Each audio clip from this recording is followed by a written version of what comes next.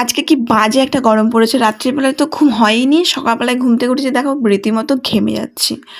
তো দুদিন ধরে শরীরটা খারাপ থাকার জন্য আমার ঘরবাড়ি একদম পরিষ্কার করা হয়নি, সেগুলো পরিষ্কার করছিলাম। আমার ড্রয়ারটা এত নোংরা হয়েছে যেটা এখন তো গোছানো যাবে না, আমি ভাবলাম অফিস থেকে এসে গুছাবো। আর স্নান করেও দেখো রীতিমতো ঘেমে যাচ্ছি। এই গরম গায়ে খাতাম নেই হতে হবে। তো খাওয়া দাওয়া করে নেওয়ার পর আমি চলে গেছিলাম অফিসে এসেছিলো একটা পার্সেল, সেটাকে রিসিভ করলাম।